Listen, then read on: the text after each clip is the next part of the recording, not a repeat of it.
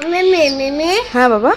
আজকে স্কুল মাঠে food festival হচ্ছে, চলো আমার নিয়ে চলো না, নিয়ে চলো না। তো 2 বছর থেকে দেখছি আমাদের এখানে প্রাইমারি স্কুলের সামনে বসছে ফুড ফেস্টিভ্যাল। ছোট ছোট বাচ্চারা বাড়ি থেকে বানিয়ে নিয়ে আসছে দুধ পুলি, পাটিসাপটা, কেউ নিয়ে আসছে নারকেল দিয়ে পাটিসাপটা, কেউ বানিয়ে আসছে সন্দেশ দিয়ে পাটিসাপটার প্রতিটা পিস 10 টাকা করে। আর দেখো এখানে দেখতে পাচ্ছ কালারিং পাটিসাপটা, এটা আমি একটু ইউনিক দেখলাম। যাদেরকে হেল্প করেছে প্রতিটা বাচ্চার গার্জিয়ান, যদিও তারা না হলে তো এই কাজগুলো অসম্ভব ছিল। ফেস্টিভ্যালে শুধু পিঠা নয়, এখানে দেখছি ছোলা মাখা, কেউ নিয়ে এসছে ফ্রাইড রাইস। আর এই ফ্রাইড রাইসে এখানে এতটা ভিড় হয়েছে, আমি তো দেখে অবাক। দাম শুনতেই দেখলাম 10 টাকা প্লেট। তো অঙ্কুশকে আমি কথা মতো তাকে রাইস খাইয়ে দিলাম, তাকে মাঠে এক জায়গায় বসিয়ে তারা দুজন বন্ধু মিলে এখানে বসে রাইস খাচ্ছে। দেখে কত ভালো লাগছে বলো। তারা রাইস খেতে লাগলো আর আমি চলে গেলাম আমার স্টুডেন্ট সানার কাছে। দেখছি তারা ঘুগনি নিয়ে এসছে, আমি তাদের কাছ থেকে 1 প্লেট ঘুগনি নিয়ে নিলাম। টেস্টটা খুব সুন্দর হয়েছে। আর আমি খেতে না খেতেই অঙ্কুশ চলে এসছে,